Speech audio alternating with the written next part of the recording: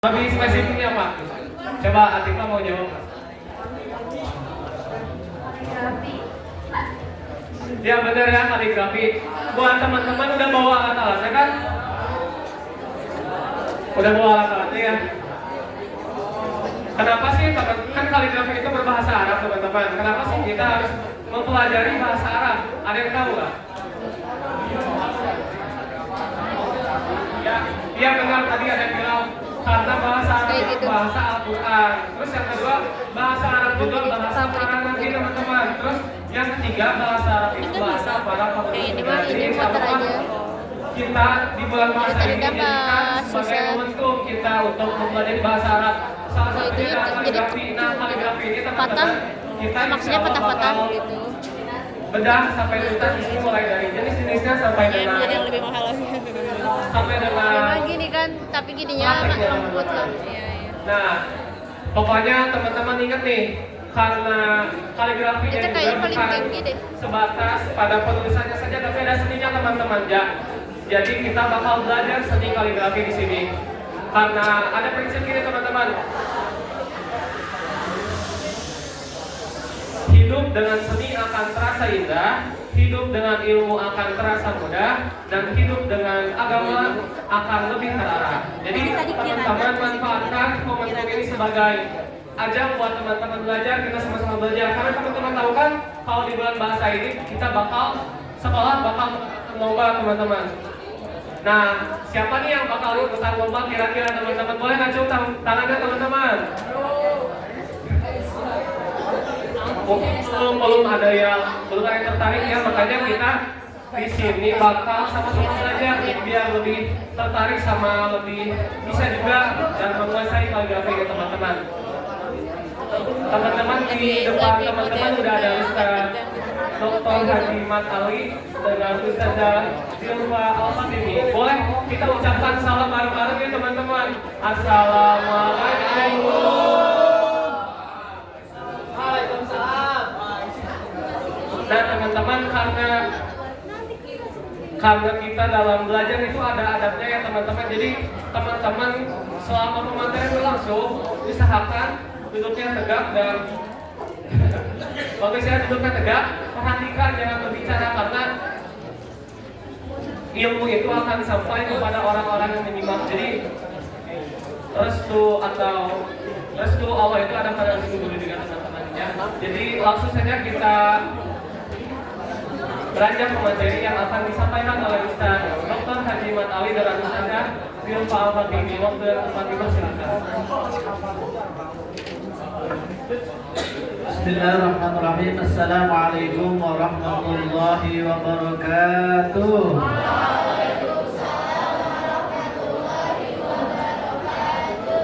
Hidup bulan bahasa. Hidup SMA PGI 1. Hidup kelas 10.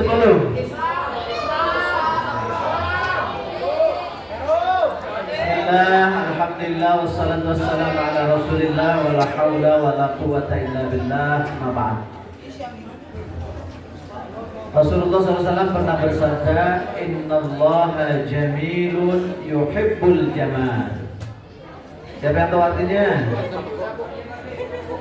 Innallaha, sesungguhnya Allah jamilun, ganteng.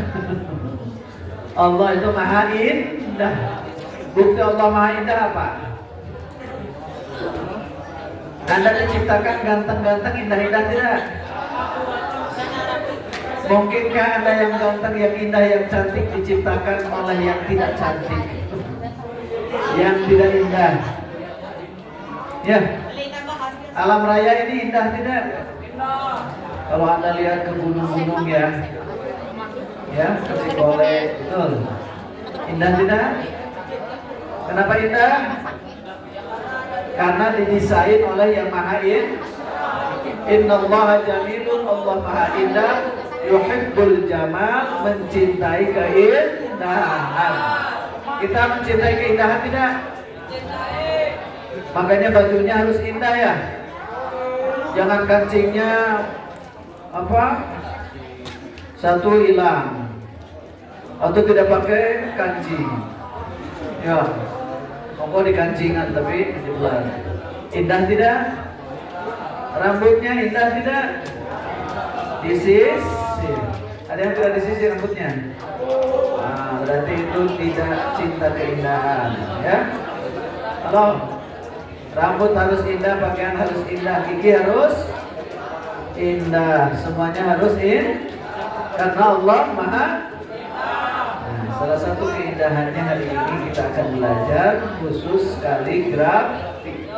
Nanti akan dibahas panjang lebar oleh Ustazah Zilfa. Tahu Ustazah Zilfa nih? Tahu ya sekarang? Dari mana asalnya? Nggak tahu? Dari Bandung. Kira-kira masih SMA atau S1 atau S3 atau S2? SMA ya? SMA ya? Alhamdulillah SMA-nya sudah lulus. S1? S1-nya sudah lulus. Alhamdulillah. S2? S2-nya sudah lulus. Dan sekarang sedang memasuki S3 di Universitas Pendidikan Indonesia di jurusan Ilmu Pendidikan Agama Islam. Hidup dan Zilfa. Dan ini pengalaman ini sewajah tidak? Sewajah tidak? Tidak. Ini kakaknya Teh Nadia. Teh siapa? Nadia. Dulunya Al-Fatih juga. Nadia lagi. Nadi. Kira-kira SD, SMP, SMA? Ya kalau adiknya sudah S3 pasti kakaknya S4. Ya, alhamdulillah sudah lulus S2 di akuntansi ya. Siap akan wisuda nanti muncul S3-nya. Dan di belakang itu ada kakaknya lagi. Siapa? Tidak tahu ya?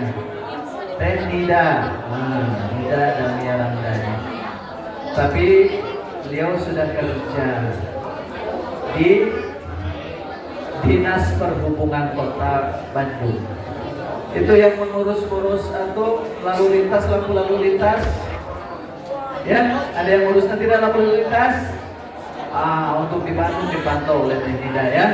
Jadi kalau Anda berkunjung pengen lampu merahnya hijau, tinggal minta. Ya, betul tidak? Lampu merahnya supaya ganti hijau cepat begitu. Ya, atur waktu. Alhamdulillah. Baik. Hari ini kita akan mendapatkan pematerian dulu ya tentang seputar apa? Kaligrafi. Kali tahu kali? Kali Cikampudung berada sama. Grafi apa grafi?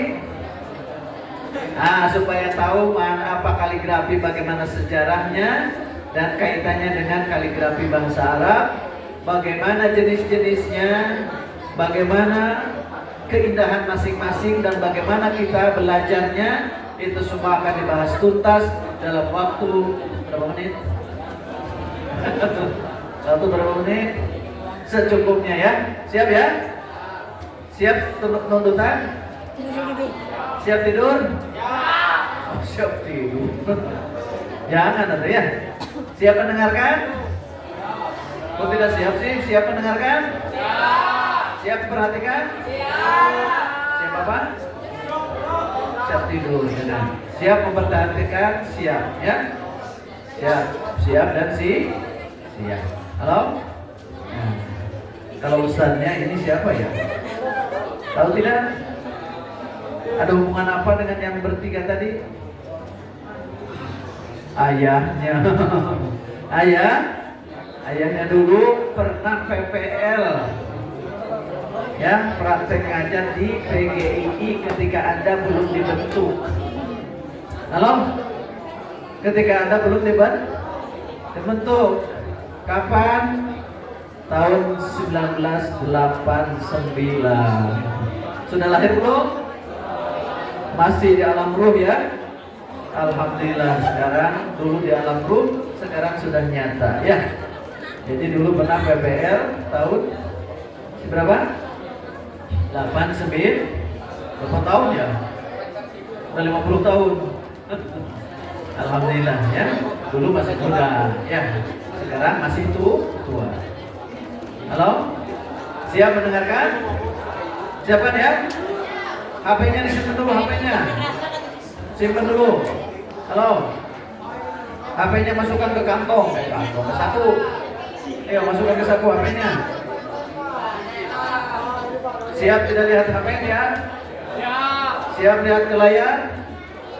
Ya siap, nanti sesudah itu kita akan nanti latihan ya. Itu latihannya sudah disiapkan. Baik, Saudara Zilpa silakan menyampaikan materinya dengan Bapak siapa? Ada yang bagian intinya ya? Ya siap, silakan.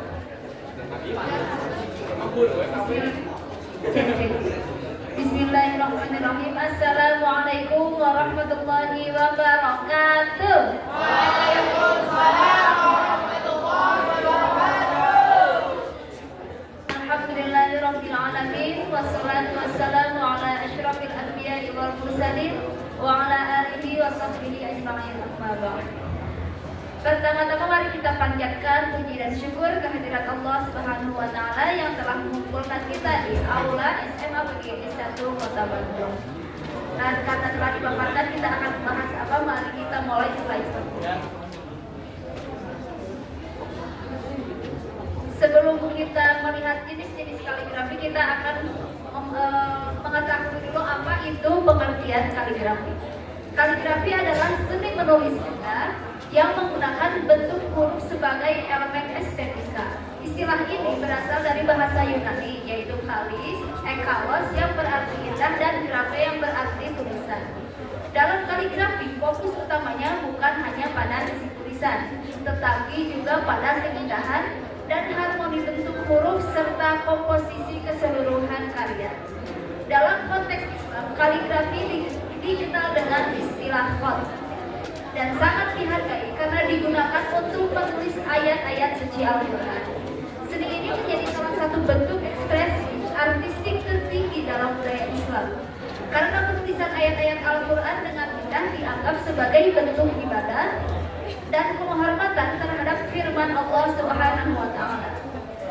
Kaligrafi tidak hanya terbatas pada tulisan tangan tradisional, tetapi juga dapat diciptakan secara digital, memungkinkan seniman untuk memadukan seni tradisional dengan teknologi modern. Selanjutnya, nah kita akan menjelaskan sedikit tentang sejarah kaligrafi di Indonesia. Nah, kaligrafi di Indonesia ini tidak secara kebetulan datang, tetapi kaligrafi di Indonesia ini muncul dan mulai ada sejak masuknya Islam ke Indonesia di abad ke-7 Masehi. Apa tandanya? Nah, tandanya ini. Ada yang tahu nggak ini apa?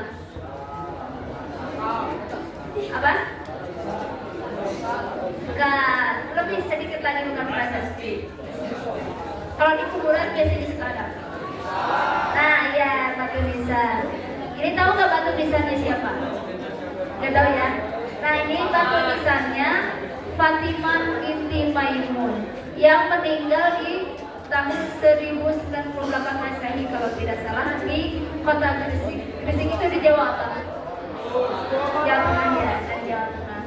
Nah, makam tersebut ditemukan di tahun abad ke-7 Masehi. Dan di batu nisan ini tuh aslinya tulisannya Fatimah binti Maimun dengan font kufi, namun karena mungkin sudah lama jadi tidak terlalu jelas seperti itu. Nah, di Indonesia juga kaligrafi itu atau tulisan Arab digunakan saat penulisan dokumen-dokumen administrasi negara, lalu membuat surat, cap, dan logam-logam mulia atau uang-uang seperti itu. Dan zaman dahulu juga di setiap daerah itu memakai tulisan Arab sebelum adanya tulisan Latin seperti kita ini. Mulai tulisan Latin itu kan di zaman penjajahan kolonial Belanda.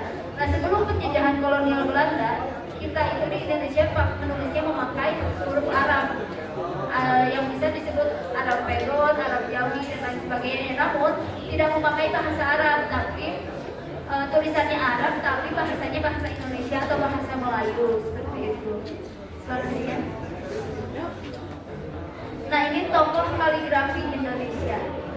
Ada Kiai Haji Abdul Razak Muhili dan Haji Muhammad Salim Fahri. Nah, beliau ini dan Haji Muhammad Salim Fahri ini penulis Mushaf Al-Quran kenegaraan pertama.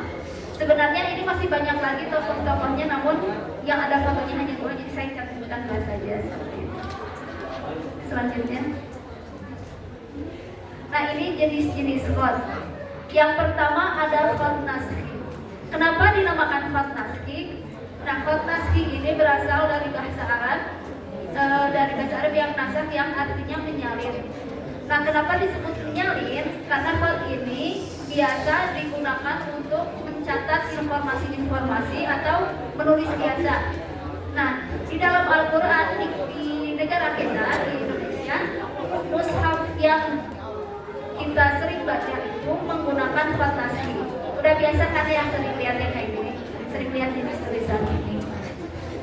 Nah, khot naskhi ini jika dalam pembelajaran kaligrafi itu selalu dipelajari di awal sebelum jenis-jenis khot lainnya.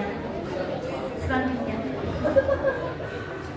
Nah, ini yang kedua ada khot sulusi. Kenapa dinamakan khot sulusi? Khot sulusi itu artinya sepertiga. Dalam bahasa Arab ya, sulusi itu artinya sepertiga. Nah, kenapa dinamakan sepertiga?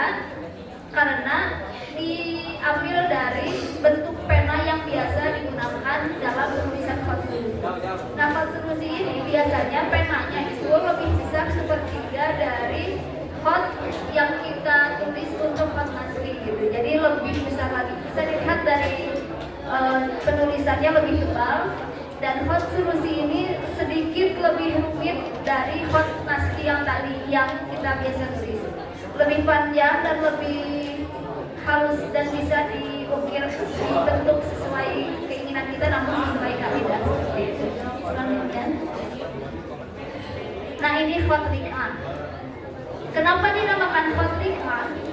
Khot ini berasal dari bahasa Arab, dan riq'ah ini berasal dari bahasa Arab dari kata raqqa yang artinya kartu kecil, kartu lembaran kecil.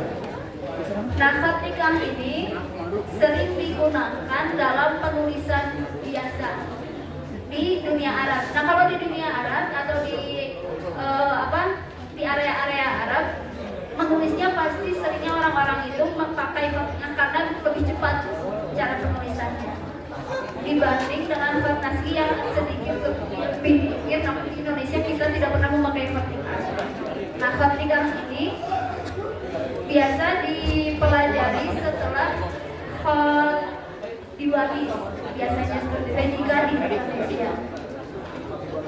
Dan khot ini jika di dalam peperangan sering digunakan untuk menulis surat apa ya, kayak surat rahasia seperti itu yang nantinya digulung lalu ditempel ke merpati dibuat terbang. Nah, biasanya memakai khot riq'ah ini karena butuh kecepatan eksekusi. Selanjutnya khot diwani. Yang keempat ini khot diwani. Kenapa dinamakan khot diwani? Nah, khot diwani ini, diwani berasal dari kata bahasa Arab yaitu diwan yang artinya kantor pemerintahan.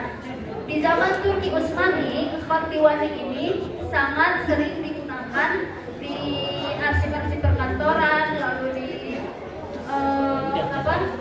surat menyurat, lalu di pok surat, di segala hal yang berbau pemerintahan. Nah, khot diwani ini gayanya lebih banyak melengkung ya dibanding dengan khot-khot sebelumnya. Khot diwani ini juga sering digunakan untuk surat menyurat ke antar negara di zaman Turki Utsmani seperti Kaisar Romawi, Bizantium, ke daerah Mongol seperti itu. Sering ditemukan peninggalan-peninggalannya ternyata tulisannya berupa khot diwani. Selanjutnya. Yang kelima, khot diwani jari. Ini masih serumpun dengan khot diwani yang tadi, namun kenapa dinamakan khot diwani jari? Diwani ini seperti yang saya tadi mengungkapkan berasal dari kata bahasa Arab Diwan juga yang artinya pemerintahan. Jali, nah jali ini artinya tuh hiasan. Jadi khotiwani jali itu penuh dengan hiasan.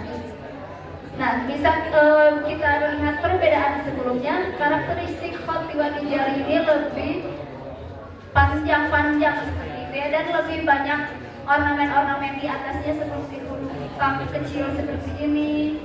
Lalu ada murikel-murikelnya gitu. Lalu ada titik-titik seperti ini. Nah, dinamakan khotiwani jali karena demikian. Karena banyak hiasan-hiasan yang terlihat lebih indah dan cara penulisannya pun lebih rumit seperti itu. Dan khotiwani jali ini sangat digemari juga di zaman Turki Utsmani juga, di kerajaan Turki Utsmani.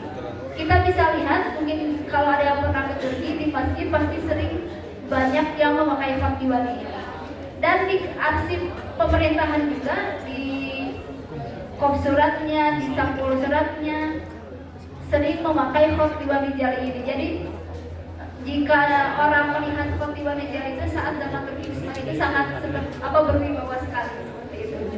Kayak menentukan kewibawaannya. Nah, selanjutnya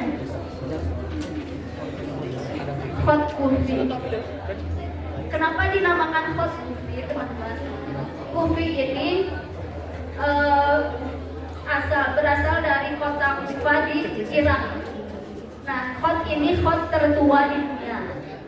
Jadi sebelum ada khot lain, khot kufi ini paling pertama. Karakteristiknya itu sangat simetris dan kotak-kotak, jadi lebih mudah dibentuk dan lebih rapi terlihatnya. Nah, khot kufi juga ada beberapa jenis, ada amrikufik seperti piring kiri, alkufik, folian kufik, tanggal kufik, square kufik, model kufik, dan ornamented kufik. Nah, yang ornamented kufik itu bisa kita sambung-sambungkan ke bentuk lima seperti itu. Biasanya ini juga sering kita lihat di sampul-sampul kita, kalau di batu tulisan juga sering kita lihat di masjid-masjid. Kalau itu juga tuh yang di kursi ini dan di pintu itu khot kufi. Itu yang kotak-kotak itu. Nah, itu khot kufi namanya. Di pintu semua yang ada di sini itu khot kufi. Selanjutnya khot farisi atau ta'li. Nah, khot farisi ini mirip seperti khot diwani ya, bukan yang diwani jali, tapi mirip khot diwani dan mirip fatrikah, jadi kayak gabungan gitu. Nah, khot farisi ini kenapa dinamakan farisi? Karena berasal dari Persia. Nah, kebanyakan orang Persia memakai khot ini. Selanjutnya khot maghribi. Ini karakteristiknya khot maghribi ini lebih tebal dan lebih bulat-bulat ya. Kenapa dinamakan khot maghribi? Karena khot maghribi ini digunakan di wilayah Afrika Utara seperti Tunisia, Maroko, dan lain sebagainya. Nah, kenapa dinamakan Maghrib? Karena Afrika Utara itu posisinya di sebelah barat atau di paling baratnya dunia Islam pada zaman itu, jadi dinamakan khot Maghrib.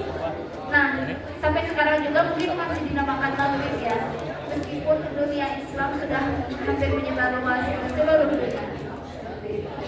Nah, tetapi khot Maghrib ini kaidahnya berbeda, tidak sama seperti khot-khot sebelumnya. Nah, jika kita belajar khot Nasri, maka insya Allah kita bisa kesananya itu akan gampang. Tetapi kalau khot Maghrib ini karena kaidahnya beda, jadi belajar itu dari awal lagi seperti itu. Langkah berlatih kaligrafi, seperti yang kita ketahui bersama, mau belajar apapun itu pasti langkah-langkahnya seperti ini: amati, tiru, modifikasi. Nah, yang pertama amati. Bagaimana sih cara mengamatinya? Nah, saat saya belajar bahasa, saya belajar kaligrafi itu mulai saat saya kelas 7 di MTS. MTS. Saya pesantren dulu di Pondok Pesantren Takwin Al-Quran Misbahun. Nah, di MTS-nya itu ada mata pelajaran kaligrafi. Nah, jadi saat pelajaran kaligrafi itu kita itu disuruh menulis huruf-huruf hijaiyahnya per huruf. Misalnya huruf alif, satu huruf itu satu halaman, huruf ba satu halaman. Tapi kalau huruf alifnya belum terlihat sempurna, nah jadi tidak boleh langsung ke huruf selanjutnya. Jadi sampai sempurna dulu baru bisa ke huruf selanjutnya. Dan huruf ba juga seperti itu sampai huruf ya. Dan jika huruf khotnas kita waktu sampai sudah tuntas baru bisa lanjut ke khotsulus, khotiwati seperti itu.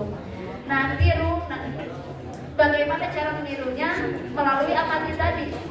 Saat kita amati itu jangan sekedar diamati, tapi kita harus berarti mencoba meniru meskipun misalnya belum sebagus itu gitu. Jadi harus mencoba terus-terusan, jangan bosan, harus sabar, dan harus juga setelah kita tiru itu dilihat juga ke guru ini benar enggak gitu. Jadi kita tahu yang salah sama yang benar itu kayak gimana. Nah, setelah kita tiru lalu modifikasi. Apa itu modifikasi? Modifikasi jadi kita setelah insya Allah mendekati mahir atau mahir, kita bisa memodifikasi karya kita sendiri. Misalnya kayak tadi khotsulus, misalnya kita bisa bentuk menjadi love, bisa bentuk jadi orang lagi berdoa. Pernah kan lihat di figura-figura orang yang lagi berdoa tulisannya kaligrafi? Nah itu tuh khotsulus.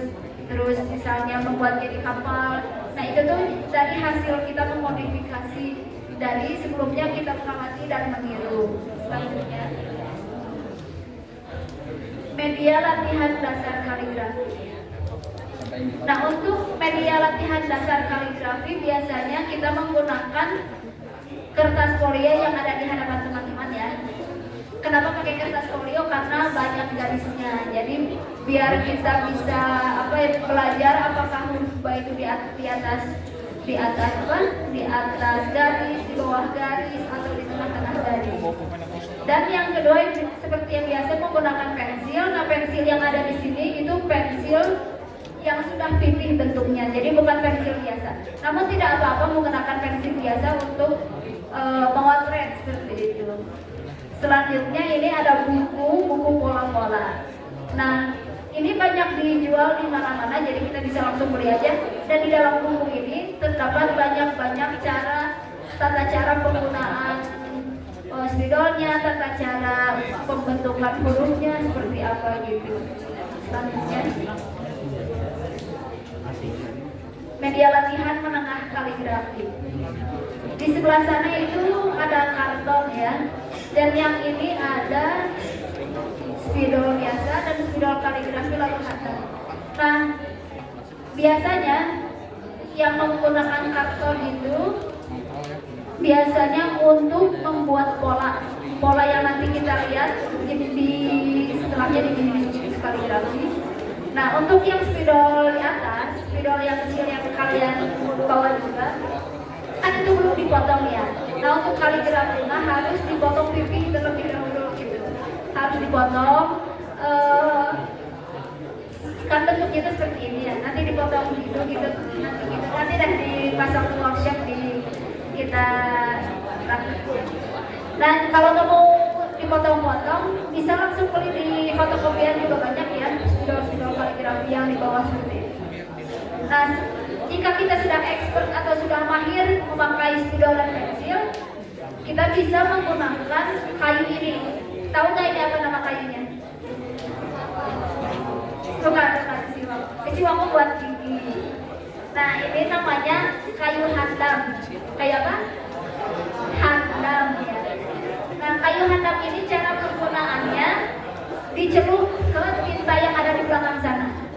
Dicelup, jadi penulisnya juga nggak bisa langsung seenak seperti pakai spidol langsung lancar.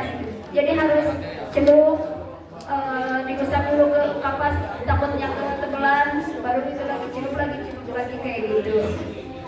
Selanjutnya, media latihan lanjutan kaligrafi.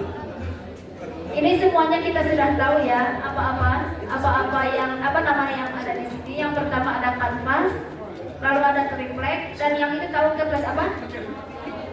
Iya, itu kertas kalir. Ada kuas, ada cat. Kalau yang ini apa? Spidol apa? Nah, ini spidol cat ya teman-teman. Nah, spidol cat biasa digunakan untuk membuat ukiran garis yang di pinggir atau bunga-bunga ya. Karena kalau menggunakan kuas itu lebih lama dan lebih rumit. Nah, yang ini apa sih? Ini apa? Cat apa? Cat tepung ya. Kenapa Pak ini bukan iklan, bukan endorse, kenapa pakai cat tulisannya Jodun? Karena cat ini itu cat yang warnanya paling muncul gitu. Apalagi kalau kita melukis di kanvas dan di kanvas menggunakan cat ini ya, cat minyak. Nah, kalau di triplek menggunakan biasanya cat tembok seperti ini. Cat tembok seperti ini kalau sudah jatuh biasanya yang paling bagus itu aftex ya. Karena warnanya paling muncul. Nah, kalau cat kita pakai cat kiloan itu biasanya sejam 2 jam itu bakal memudar, itu bakal retak-retak. Jadi jikalau kita nanti lomba kaligrafi menggunakan media cat, diusahakan pakai cat yang mahal sekalian biar hasil warnanya muncul dan tidak mudah pecah warnanya. Nah, media latihan kaligrafi digital karena sekarang kemarin saat MTQ nasional, ada yang tahu MTQ nasional di Samarinda kemarin? Nggak tahu ya? Ada di, nanti kita ada beritanya di sini. Nah, kemarin saat MTQ nasional itu mulai ada cabang baru di dalam lomba kaligrafi, yaitu kaligrafi digital. Nah, biasanya menulis atau membuat kaligrafinya itu menggunakan iPad, pakai CorelDRAW, Adobe Illustrator, dan Adobe Photoshop. Bagi yang suka mendesain, yang zaman sekarang kan anak-anak pasti suka desain ya, karena kan bermain media sosialnya lebih tinggi dibanding seumuran kita ke atas. Nah, teman-teman ada dasar seharusnya dan lebih baik melatih kaligrafinya di digital, di bidang digital agar tidak terlalu memodal biaya besar juga sebenarnya kalau ke digital.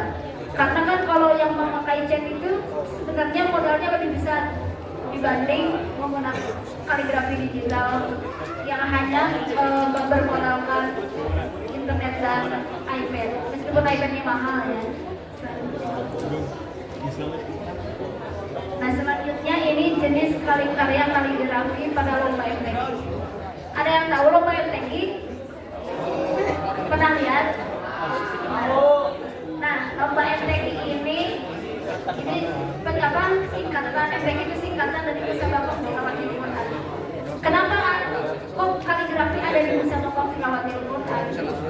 Nah, jadi MTQ ini Musabaqah Tilawatil Quran ini tidak hanya isinya tentang lomba membaca Al-Quran saja, tetapi di dalamnya ada cabang kaligrafi juga, ada cabang fahmil Quran seperti cerdas cermat, ada syarihul Quran, lalu ada hafalan sanad 500 hadis, ada yang 100 hadis tanpa sanad dan yang bersanad, dan pokoknya nanti biasanya MTQ ini itu diadakan kalau di daerah Kota Bandung ya, biasanya diadakan di Masjid Al-Uwah yang depan Pemkot. Tahu nggak Pemkot Bandung? Pernah ya, masih pernah lewat. Nah, di situ biasanya. Nah, yang pertama di MTQ itu ada cabang naskah. Cabang naskah ini lombanya itu hanya menulis teks Al-Qur'annya saja, namun dititik beratkan penilaiannya ke kaidah-kaidahnya. Ini yang di kiri itu khusus cabang naskah di jenis khot nasfi yang tadi pertama ya, yang tadi pertama. Nah, dan yang pinggirnya cabang naskah yang ketentuannya ada 4 jenis khot kaligrafi. Ini yang pertama yang tadi kita lihat urutan kedua yaitu hot sulus. Yang ini hot movie, yang ini hot fantasy, dan yang di atas hot diwali. Nah, jadi cabang naskah ini biasanya ditulis menggunakan kayu handam tadi yang dicelup lalu digoreskan seperti itu. Jadi tidak menggunakan spidol, tapi tidak terlihat ya, seperti menggunakan spidol. Selanjutnya, nah yang kedua cabang hiasan mushaf. Kenapa dinamakan hiasan mushaf? Karena biasanya ornamen ini digunakan di bagian depan Al-Quran. Bagi kita yang suka membaca Al-Quran pasti sering lihat pola-pola seperti ini di surat Al-Fatihah dan surat Al-Baqarah ya demikiannya. Nah, ini cabang hiasan mushaf. Yang dinilai dari cabang hiasan mushaf yaitu pertama kaidah tulisan, dan yang kedua adalah ornamennya. Nah, cat yang biasa dipakai itu yang tadi, yang cat tembok tadi. Lalu yang pinggir-pinggir ini menggunakan spidol cat yang tadi. Selanjutnya, nah yang ini cabang dekorasi. Kenapa dinamakan cabang dekorasi? Karena biasanya di tulisan dekorasi ini sering dipakai untuk mendekorasi ruangan, mendekorasi masjid, dan mendekorasi seluruh elemen-elemen yang akan kita dekorasi. Nah, biasanya cabang dekorasi ini media lukisnya itu menggunakan triplek. Jadi catnya juga harus yang sekalinya kelihatan gitu, seperti yang tadi cat tembok tadi. Nah, untuk membuat polanya, pola yang cabang dekorasi, pola cabang hiasan mushaf itu menggunakan kertas kalkin tadi yang kita lihat dan menggunakan karton. Lalu dibentuk pola, lalu menggunakan pilox. Bagi yang sering melukis mungkin mengerti ya apa yang tahapan-tahapan yang tadi saya sebutkan. Nah, biasanya cabang dekorasi ini ketentuannya ada sekitar 4 jenis font atau 5 jenis font. Dan ayat-ayat Al-Qur'annya itu kalau MTQ Mushaf Al Quran itu atau lomba kaligrafi biasanya ayatnya dikasih tahu di tempat. Jadi menyusun ayat-ayat ini itu dadakan seperti itu. Tidak bisa kita latihan dari rumah gitu. Tapi apa memunculkan kreativitas yang tinggi. Selanjutnya, cabang kontemporer. Kenapa dinamakan kontemporer? Karena jenis cabang kaligrafi ini itu baru adanya, lalu tidak tidak sesuai kaidah gitu. Kan cabang-cabang sebelumnya dinilai kaidahnya ya. Nah, cabang kontemporer ini menyatukan antara kaidah kaligrafi dan seni lukis dan karya-karya seni lukis. Jadi lebih bisa mengekspresikan jiwa seni kita dan lebih bisa membentuk-bentuk yang ayat-ayat yang sesuai dengan karakteristik, misalnya benda-benda seperti itu. Nah, ini ada yang tahu nggak ini tulisannya apa? Coba apa ini tulisannya?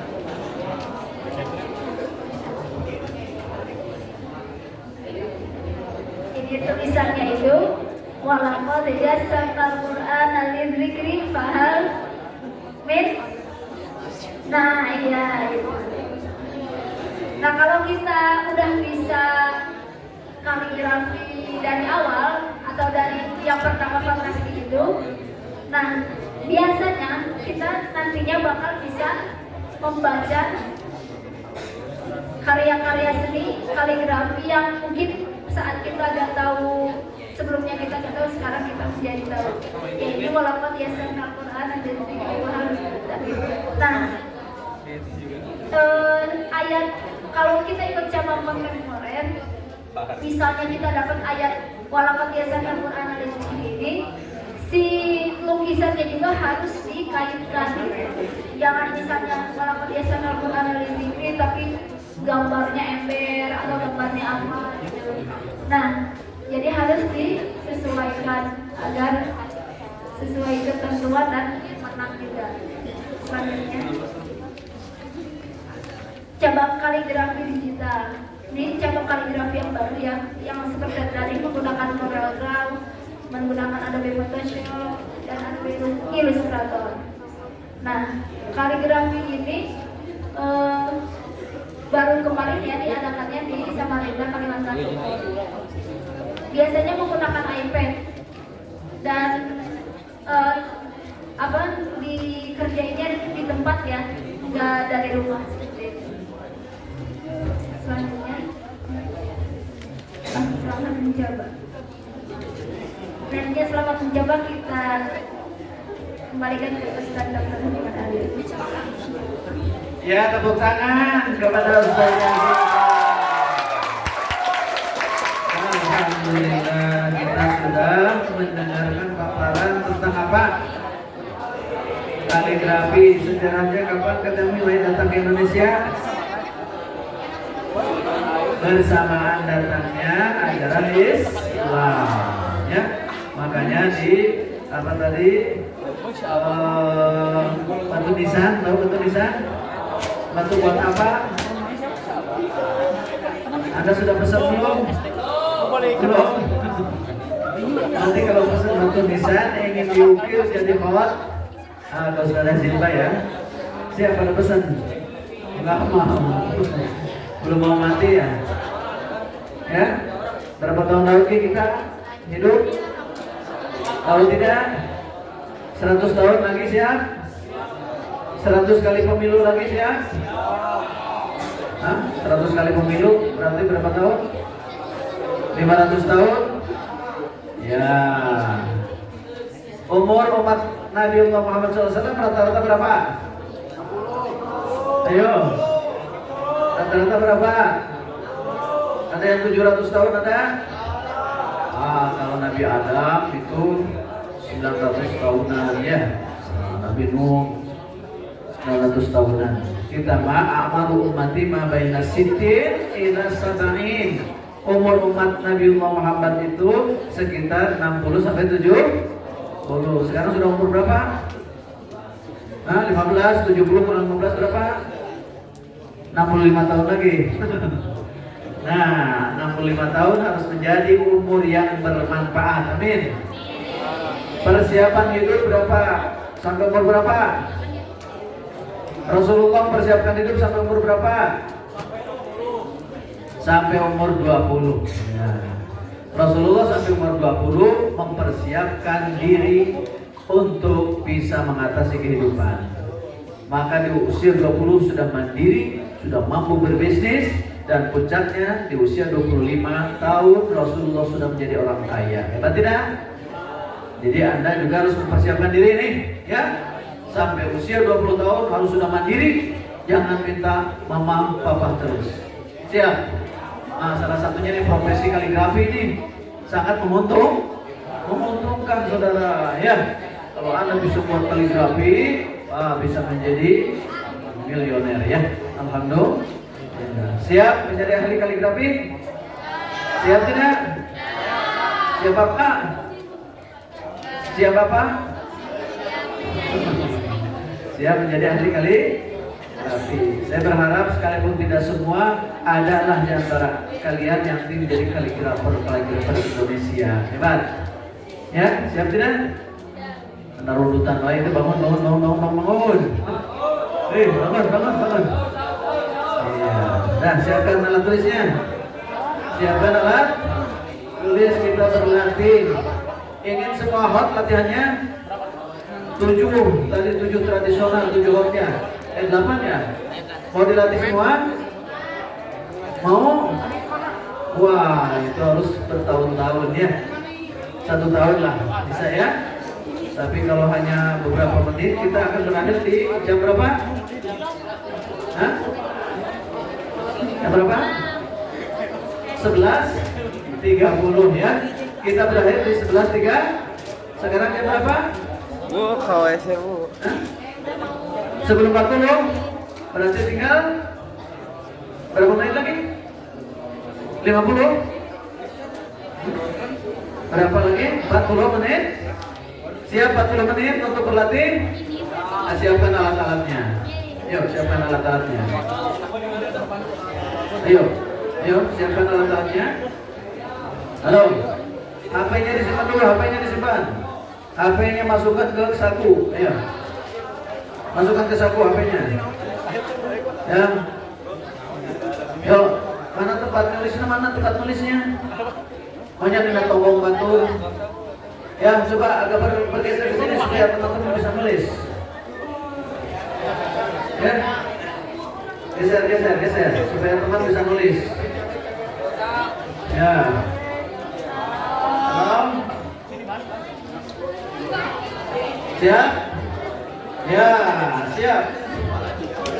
Sekarang lihat papan tulis. Lihat apa? Ada lapan apa di situ? Ada lapan apa Pak? Yes. Hot apa itu? Berubah lagi. Hot apa? Hot Saka. Tahu Saka? Saka ingat. Jadi hot itu ada aturan nanti kan? Ini saudara hot solusi. Hot apa? Hot solusi. Ciri alifnya ada apa ini? Apa namanya ini ya? Ya sebut sajalah ini sayapnya. Pokoknya ada sayapnya. Atau ada yang mau merah gitu ya. Jadi alif hot solusi, alifnya saudara itu punya ya. Nah, hot solusi alifnya itu ada begini. Nah, itu hot solusi ya. Kalau hot nasa saudara alifnya begini nih. Ditambah ini mahkota. Nah, diberi mahkota. Pasti tidak kelihatan ya? Tidak. Nih kalau hot solusi nih, lihat.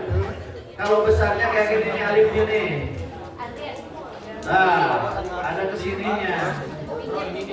Tuh, kelihatan tidak? Kelihatan tidak? Itu alif hot sulus. Tuh, lihat alifnya pakai semua. Kalau hot yang sekarang di depan Anda namanya hot nasah. Hot apa? Ini ciri alifnya hot nasah kayak begini nih. Kalau besar kayak begini.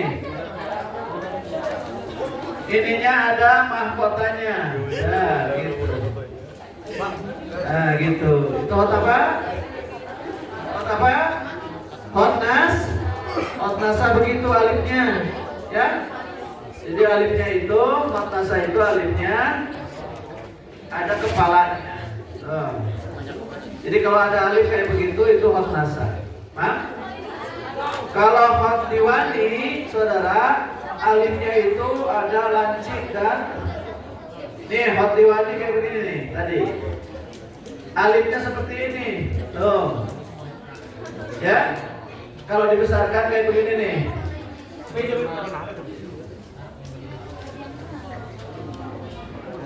Kalau dibesarkan alifnya tuh seperti ini nih. Apa? Salah mana tadi? Menghapusnya. Mana?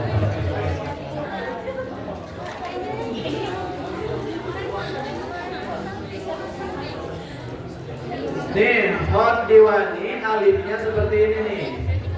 Nah, gini. Kalau dibesarkan, tuh. Ini ada kesininya tak? Nah, ini hot alif apa? Alif apa? Diwani. Jadi kalau merah juga gitu aja. Ada apanya ya? Ada kayak ke bawah. Ya, itu salah satu jenis alif. Kemudian alif hot rik'ah, saudara. Rik'ah apa alifnya? Jejak gitu loh. Ya, kayak balok saja itu alif rik'ah tuh kayak begini. Nah. Ya, halo, alif apa yang lurus-lurus kayak gini? Ring A, saudara. Ya. Nah, ini jenis-jenis alifnya kayak begitu. Nah, di tempatnya kita harus lagi. Perhatikan. Sebelum kita ketik itu, kita akan berlatih sekarang hot nasah saja dulu. Yang ada di contoh. Kalau hot nasah itu hot yang biasa kita gunakan ya untuk menulis di Indonesia. Kalau di Arab nulisnya pakai hot ring A. Kalau di Arab itu anak-anak sejak SD nulisnya hot ring A. Ring A itu tadi yang cepat.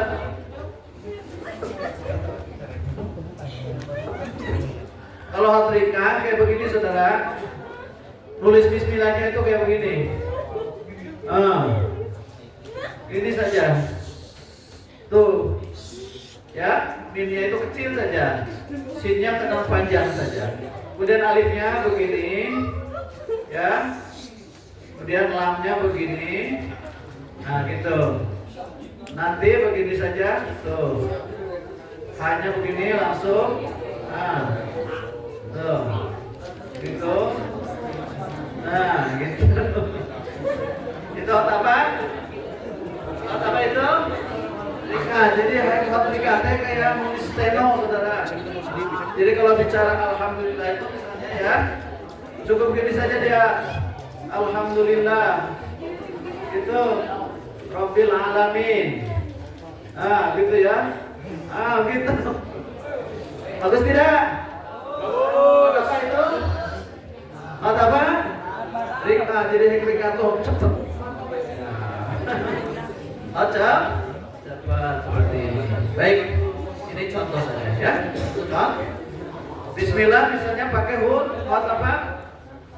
Bismillah pakai hot gimana? Yang tadi lamnya kayak gini ya. Nah, ini nanti buat Bismillahnya kayak gini. Tuh gitu. Hebat tidak? Nah, nanti alifnya dengan lamnya disatukan. Nah gitu. Ar-Rahmannya disatukan. Nah, ya. Ar-Rahimnya disatukan. Nah gitu. Oh gitu ya. Jadi hot apa itu yang urulan tadi lebih itu tadi hot apa tadi? Hot Diwani. Bagus tidak? Bagus, saya menulis. Ya, saya dosen hot dulu di Universitas Pendidikan Indonesia ya, dan pernah menjuarai ya tingkat Jawa Barat antar madrasah sanawiyah. Nah kalau tes ini provinsi juga ya, juara bro. Berarti di kotanya sudah dapat ya. Halo, nanti kalau ingin belajar tekun, nah bisa pakai beliau ya. Halo, siapa yang ingin jadi ahli kaligrafi? Oh satu. Begini, nah baru satu ini, dari satu ya. Nah, dah. Baik, kita sekarang akan belajar hot nasah dulu. Nanti sesudah kita pelajari beberapa huruf, dan nanti langsung praktek menulis meniru. Karena kita ingin bisa hot, cukup ATM saja dulu. Apa? ATM, A-nya apa? T-nya tiru, M-nya modifikasi. Coba begitu saja. Ada T, contoh, dicontoh, ditiru, ya, gitu. Amati, tiru, ya. Insya Allah pinter. Karena hot ini saudara, ya, adalah keinginan, kecintaan. Kalau dibangun dengan cinta, Anda akan suka. Betul tidak?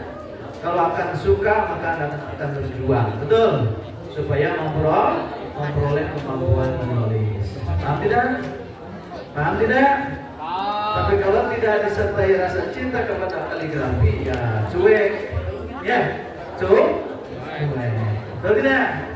Nah, siap ya? Nah kita harus lagi.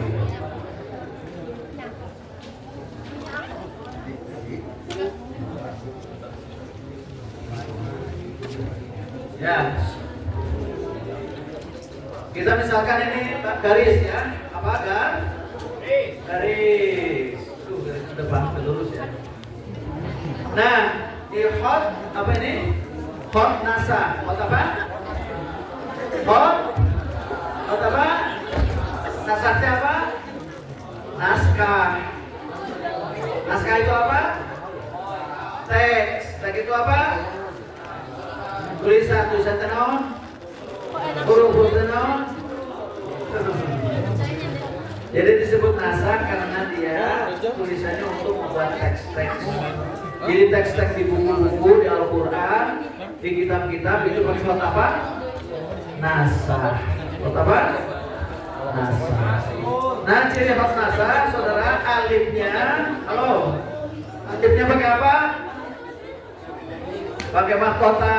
Cara menulis alif, saudara, bengkok, jangan lurus kayak tihan, jangan ya, agak miring sedikit. Miring kemana? Ke kiri ke kanan? Miring ke kiri ke kanan? Itu ke kiri ke kanan? Ke kiri dari Anda. Ke kiri dari Anda. Kiri kanan tuh beloknya.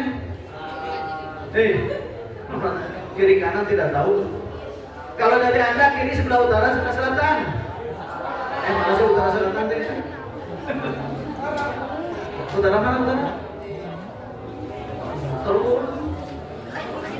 Mana kalian gitu di mana? Kulon mana kulon? Kulon tahu nggak? Barat. Barat mana barat? Kok balik ya? Nah, pokoknya dari Anda nulisnya jangan lurus alifnya, paham? Agak miring ke kiri ya. Ke sini kita mau ke kanan, ke sini kiri mau kanan. Dari Anda kiri lah, sepakati ya? Sepakati ya? Kalau Ustaz ke sini sebelah kanan, tapi kan Ustaz ke sini tuh.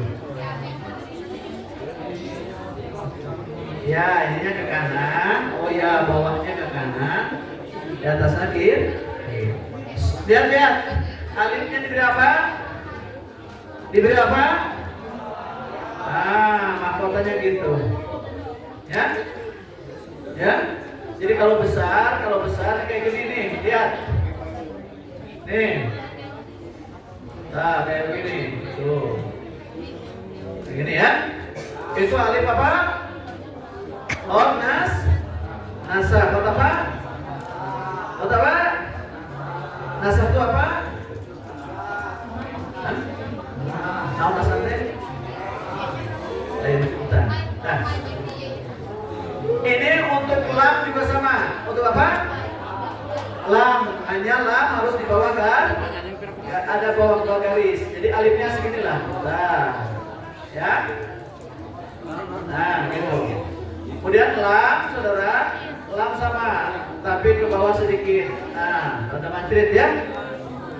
Tidak. Nah, ini juga begitu. Halo? Kelihatan tidak? Nah, itu lamnya ya. Lam, itu lam awal. Kalau lam tengah tidak boleh pakai itu loh. Lam tengah biasa saja. Nah, gitu ya. Lam akhir sama kayak begini lagi. Set. Ya. Halo? Halo. Ini hot apa? Hot naon jeneng? Hot nasa. Halo? Das. Kemudian ba sekarang. Ba kalau berdiri sendiri perhatikan. Halo. Siap melihat Pak? Ya. Nih kalau Pak ke atas dulu, dari atas dulu, baru ke samping, ya. Jadi ininya di atas ya. Jangan di sini, batu, jangan di sini, jangan begini, ya. Halo? Banyak agak ke atas di awalnya. Katakanlah di atas satu titik, tapi Pak titiknya di sini, ya. Halo? Siap tidur? Kayaknya siap tidur daripada nulis ya. Ayolah tidur aja semua.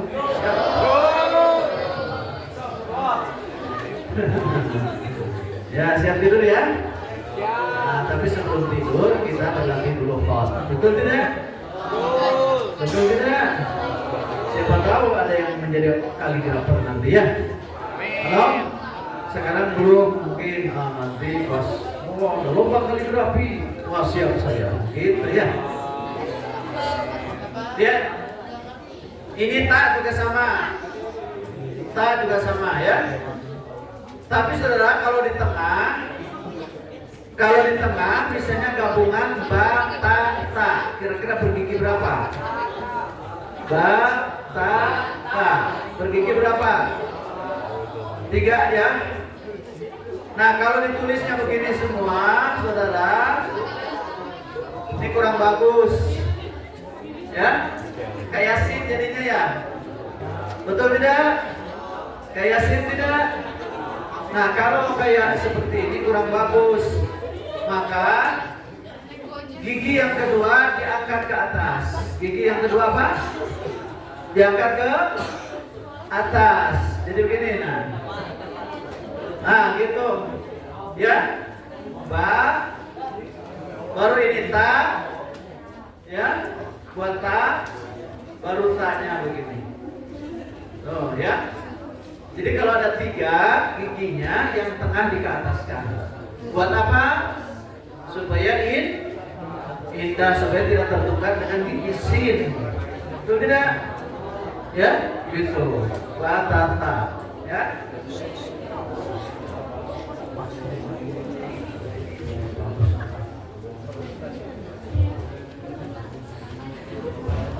Tapi kalau ba dengan ta, saudara, kalau ba digabung ta, lihat. Kalau ba digabung ta, ba-nya jangan seperti ini, kurang bagus. Jadi ba-nya hanya miring saja kayak gini. Tuh. Ya.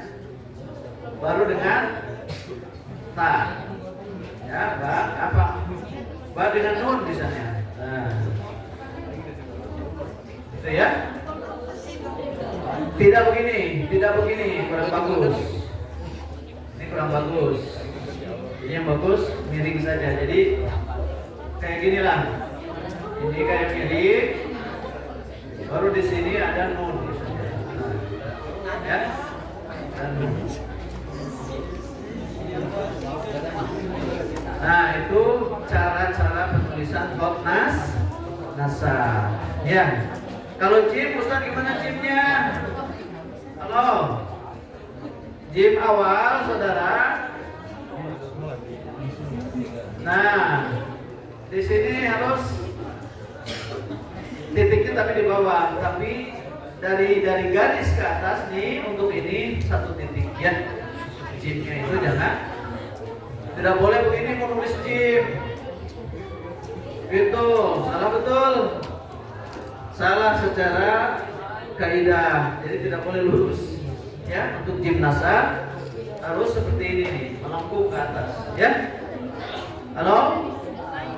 Kalau jim dengan ha bertemu bisa beberapa cara. Bisa begini, haknya baru dibuat dari sini. Nah gitu ya, begini.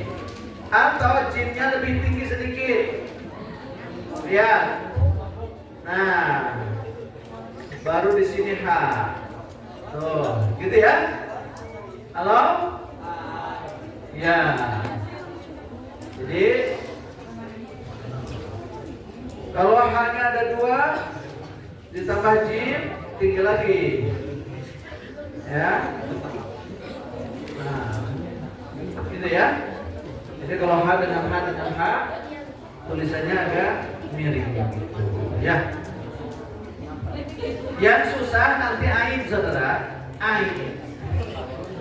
Ain itu punya kepala. Kepalanya kayak hamzah. Nulis ain, kepalanya tidak boleh gini. Kepalanya harus agak kayak lancip, kayak gini. Nah, gitu ain harus begitu. Tapi kalau Anda menggunakan seperti ini agak susah. Oh ya, tetap saja ininya kurang lancip. maka ini harus dilancipkan secara sendiri saja. Ya, dihapus ya. Atau begini posisinya, miring dulu gini, baru begini. Nah, yang paling susah di ain, ya, menulis ain karena harus lancip. Ya, ain di fa. Fa, saudara, kalau fa di awal, nah seperti ini, ya.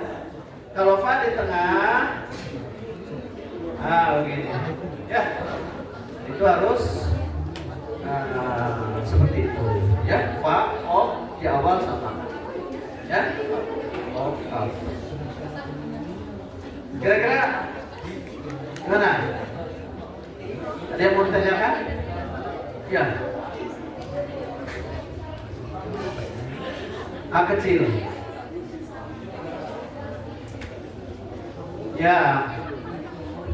H itu kan kalau H besar ini begini. Set. Ya. Tapi ininya agak diberi gini. Sedikit tapi ya. Jadi semacam begini. Nah, gitu ya. Kalau H di tengah, saudara, ada dua. Ada begini, ada bisa begini juga. Set. Nah, itu ya. Kalau H di tengah. Jadi ada dua H di tengah. Ada yang ke bawah, ada yang seperti ini. Kalau H di awal seperti ini. Jadi H di awal tuh seperti ini, saudara. Nah. Tapi ini harus diberi gini nih. Nah, ini mahkota sedikit, ya. Tuh. Kalau H di tengah, nah gitu. Ya. Dan tanya lagi. Ya. Gitu ya. Siap latihan sekarang ya? Ya, supaya waktunya. Ya. Silakan persiapkan alatnya. Ya, pakai yang ini. Ini ditiru yang ini saja, yang ada apa alat-alatnya ya. Tidak usah. Yang sudah bermanfaat, silakan. Ini ada 1, 2, 3, 4, 5. Ada 5 kalimat ya. 5 kalimat silakan ditiru. Posisinya harus ingat garis. Ingat apa? Garis. Jadi ada garis yang di bawah garis mana, yang di atas garis mana. Saya di sini tidak pakai garis ya. Ya. Ya silakan coba ya. Bismillah ya. Latihan. Ya dibuat sendiri mungkin. Ini kalau punya pensil, pensilnya dipipihkan dulu. Pensil.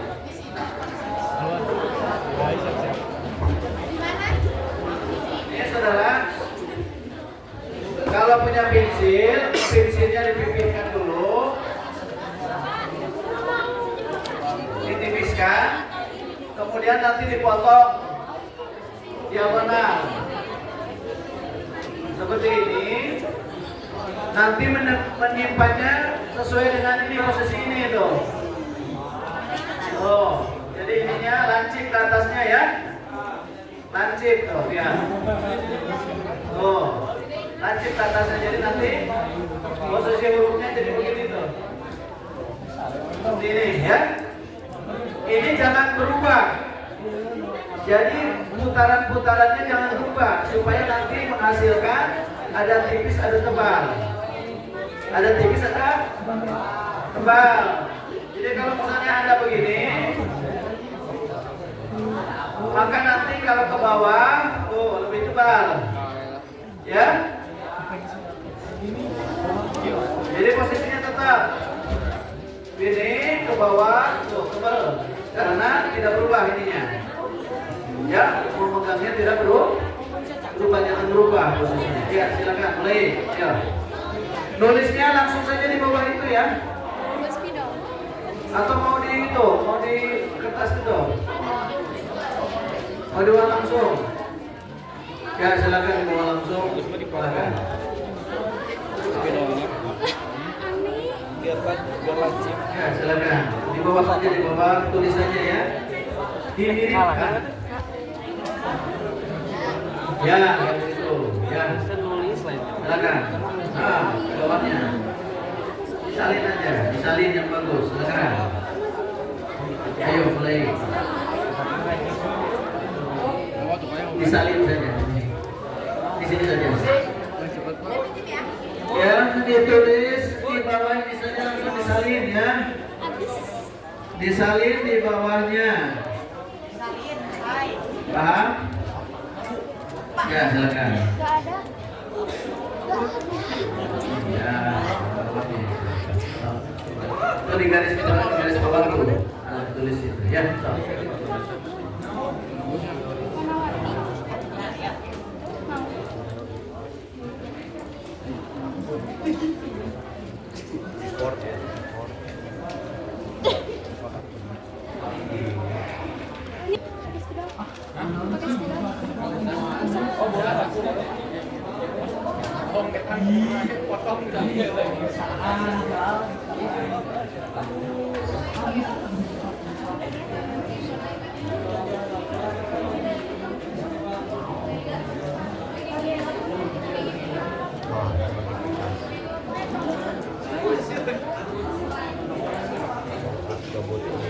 Silakan ditiru mirip.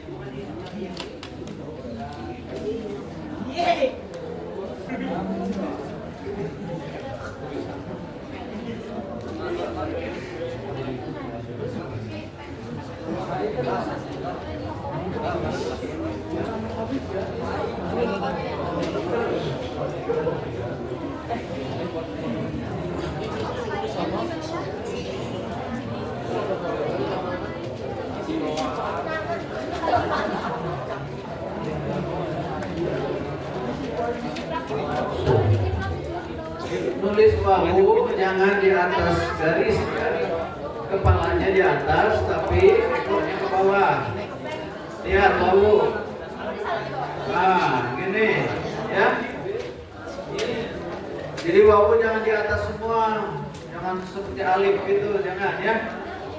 Bahu itu ekornya ke bawah. Ah, gini, tuh.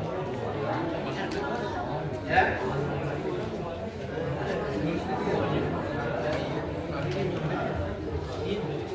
Jadi jangan seperti alif.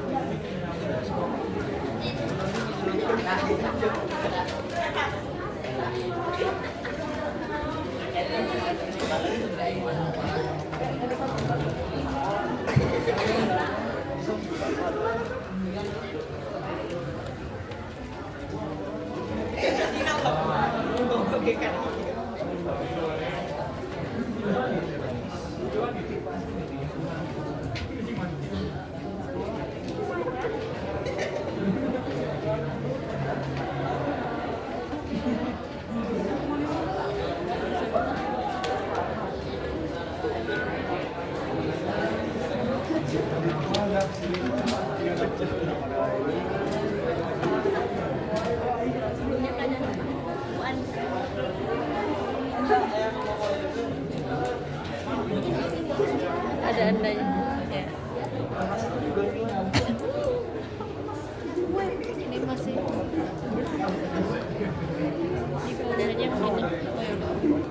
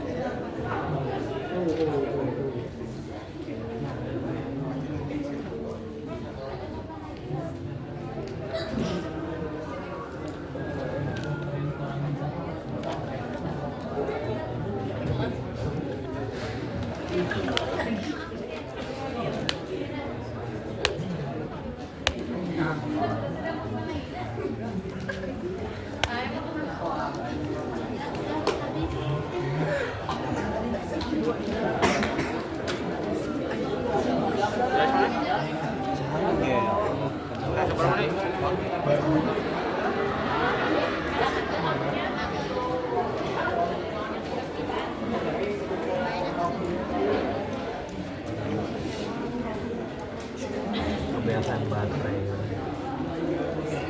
Isi panas dong.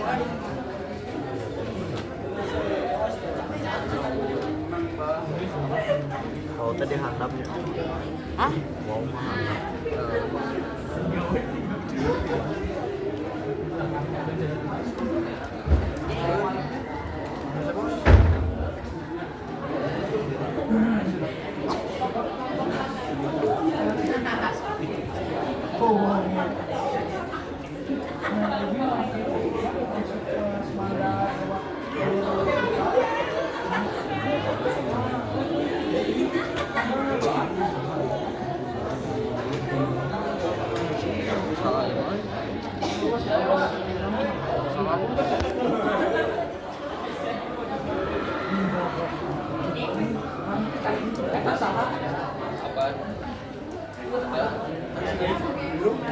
Chan,